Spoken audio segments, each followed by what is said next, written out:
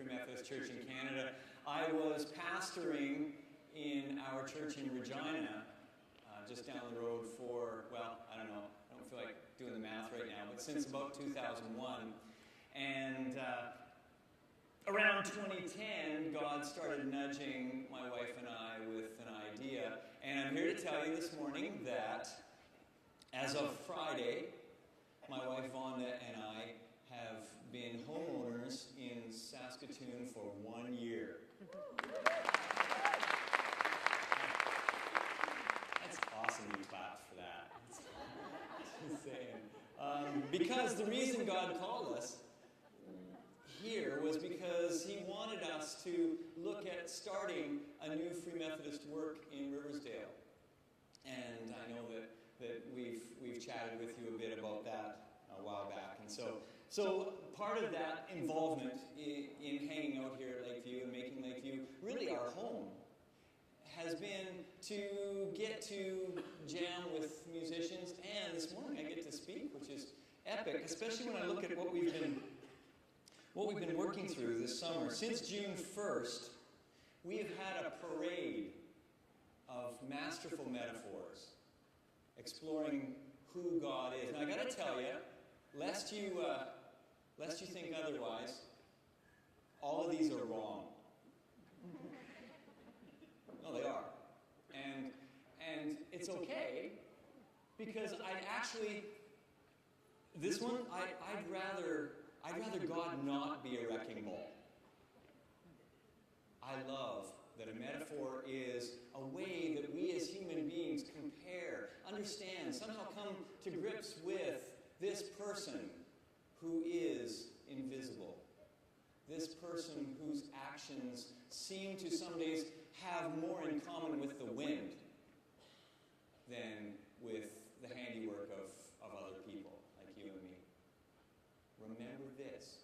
You, I, everyone, we're all wrong about God. And somehow, because God in His infinite mercy and wisdom and grace loves us so much, God is actually willing to allow us to be wrong about Him. As long as we're trying to understand Him. As long as we're seeking His face through connections with Himself and with other people. As long as we're reading His Word. As long as we're endeavoring to approach Him. He's okay with us being wrong about a few items.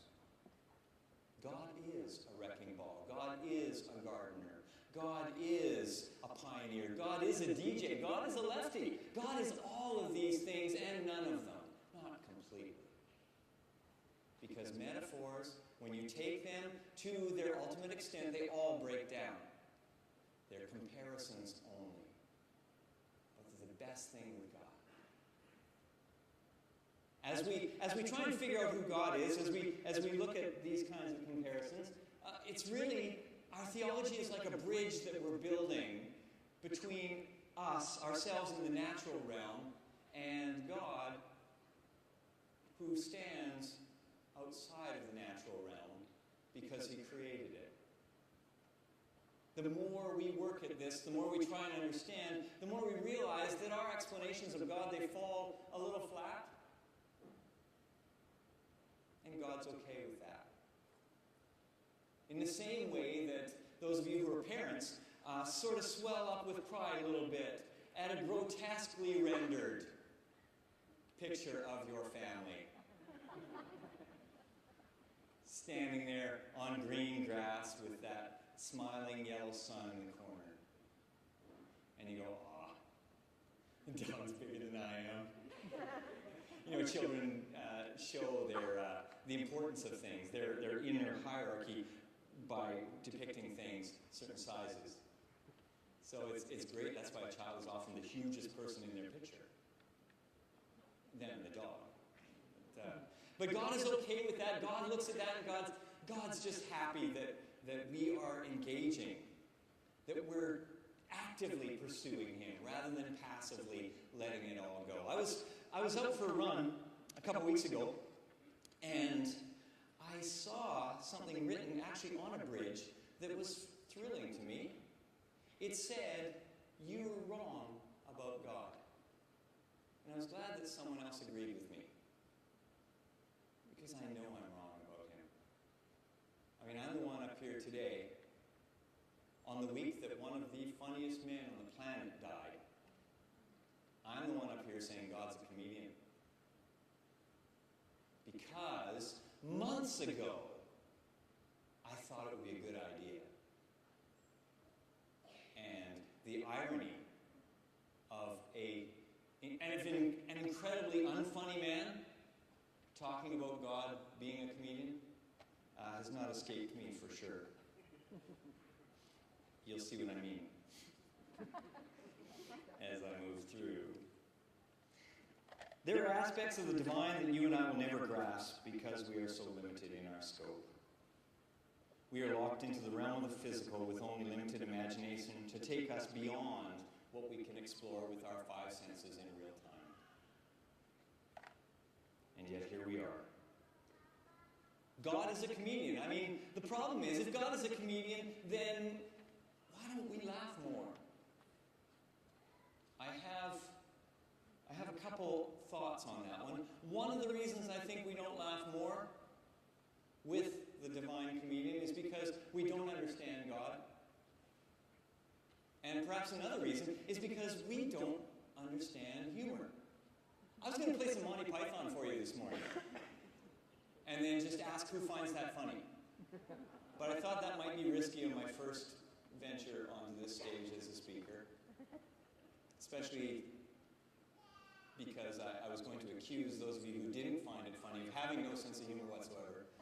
I thought that might be a mistake.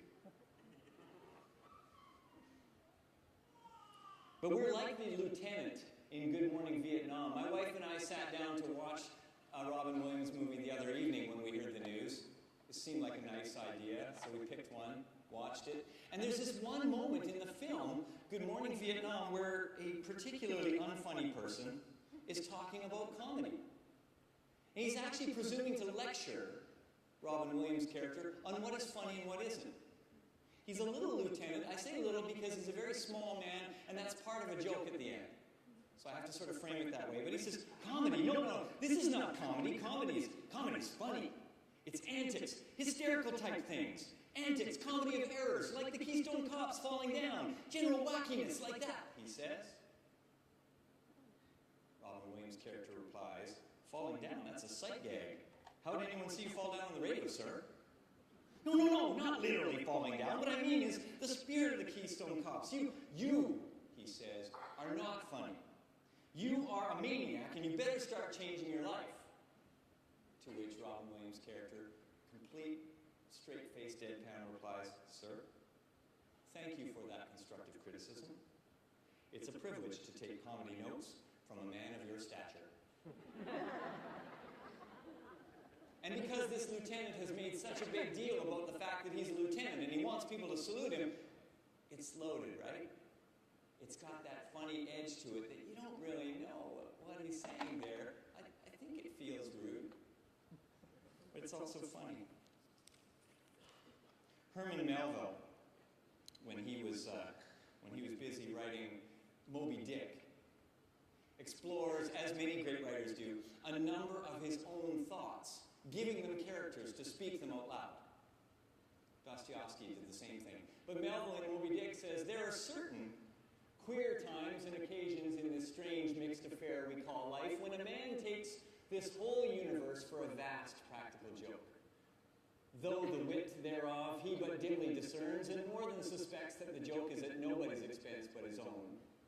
All this and death itself seem to him only sly, good-natured hits, and jolly punches in the side bestowed by the unseen and unaccountable old joker. Melville was confessing what many of us experience on a day-in, day-out basis, that he doesn't really understand God's sense of humor. Because bad experience begets bad faith, and bad faith leads to bad theology. And we find ourselves in a bit of a downtime, believing in God. It's not funny. And so God, as he moves moves through these stories. He does all this setup, but he does it in such a way that no one sees the outcome until it's practically upon them. And then God delivers the goods on the comic surprise. One of the ways that Divine Comedy takes place is when God takes advantage of our inability to fully know his character in order to surprise us by bringing us delight in ways we could not in our fallen state possibly imagine. Friends, God's sense of humor celebrates his faithfulness, not our fallenness. God's sense of humor is miraculous, not monetary. God's sense of humor is steeped in his love for us, his beloved. Perhaps God laughs a mighty laugh when he answers a prayer that we didn't really expect to see answered at all. God probably finds it funny when he can sneak up behind us and dump a bucket of grace over our heads. He wants us to enjoy his goodness, not simply experience it. He wants us to share his goodness with others, the way that a good video joke goes viral. For Sarai, I think the turnaround comes in that moment where God calls her on her wavering faith. It's as if he says, look, if you're going to go around being called Sarah, if you're going to let your husband and all the servants call you that, then you need to live up to that name. That's the name of the promise. That's not the name of the past. No matter how your past has played out, no matter how many disappointments you have encountered, dearie, you shouldn't be laughing. Not that kind of a laugh. It doesn't become you.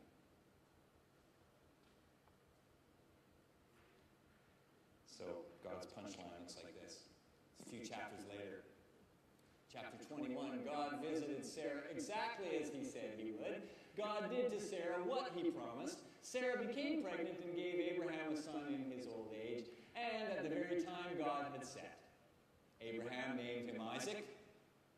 We've learned that that means laughter. When his son was 8 days old, Abraham circumcised him just as God had commanded. Abraham was 100 years old when his son Isaac was born. You know, you tell a 100-year-old, 100 is the new 90. Who cares? Okay, so he's the new 90 years old when his son Isaac is born. Wow. Sarah said, God has blessed me with laughter, and all who get the news will laugh with me. She also said, whoever would have suggested to Abraham that Sarah would one day nurse a baby? Yet here I am. I've given the old man a son. That's so awesome. It's fun to note that Sarah doesn't really lose her sense of the sardonic. With all the laughing in this story, Abraham laughing, Sarah laughing, their son being named laughter, there's something that we might miss unless we go digging around, and that is the word that's used in Sarah's final words here. When she says that I have, God has brought me laughter, and others, when they hear this story, they will laugh with me. The word laughter has an edge to it. It's got this feeling of mockery. It's got these connotations of laughing stock. It's as if Sarah says, God has brought laughter upon me. And everybody who hears this story will laugh at me. I get it. I get the joke.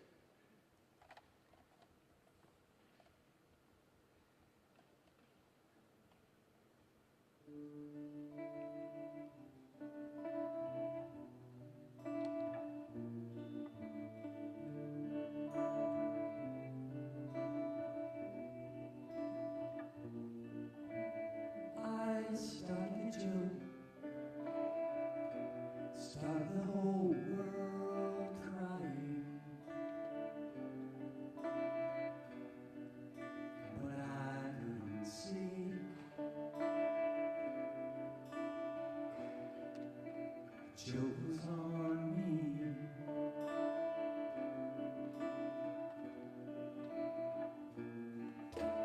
I started to cry. Started the whole world laughing. Oh, if only I'd seen. The joke was on me. I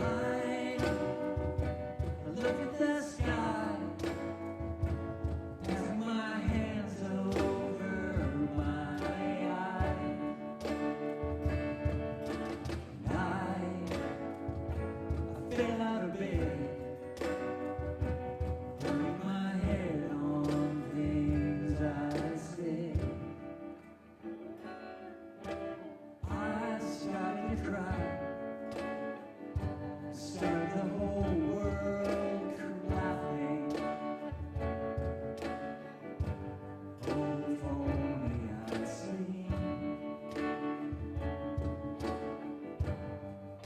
The joke was on me. I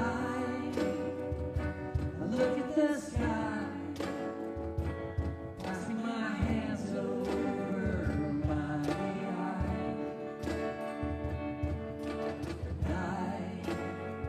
I fell out of bed, putting my head on things I said. I finally died, which led to the whole world living. Oh, if only I'd seen. The joke was on me. The joke was on me. I finally see.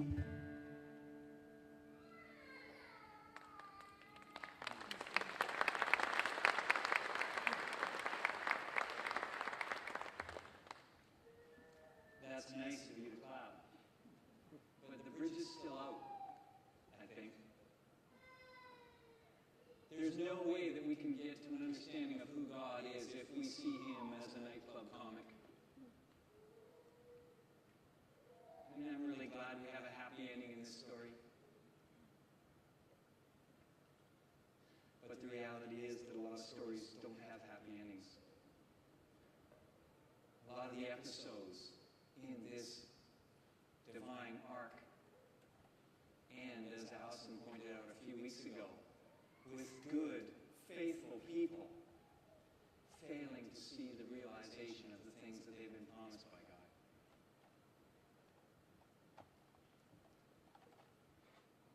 But perhaps it's because we're looking at this the wrong way.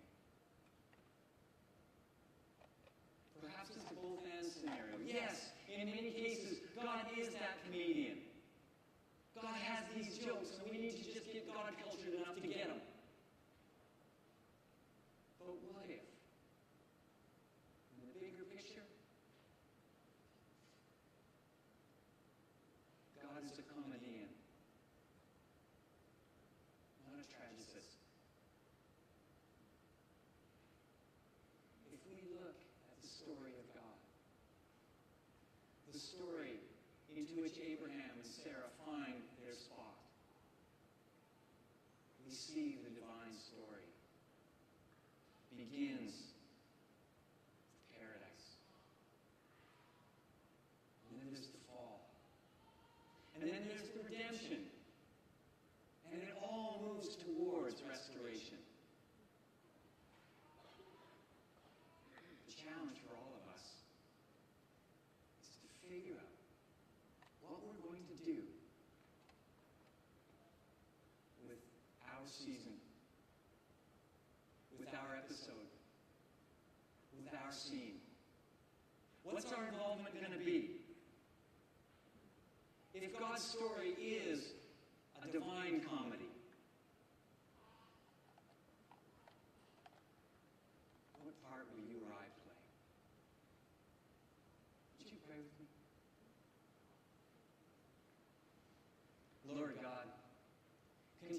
challenge us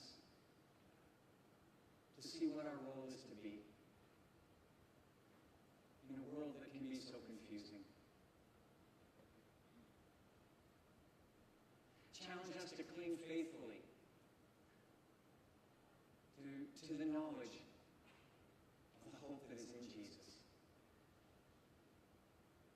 That ending of that story, where you remind us in Scripture that every knee will bow, every tongue will confess that Jesus Christ is Lord. Every knee shall bow, every tongue confess that you are Lord. Strengthen us with each new day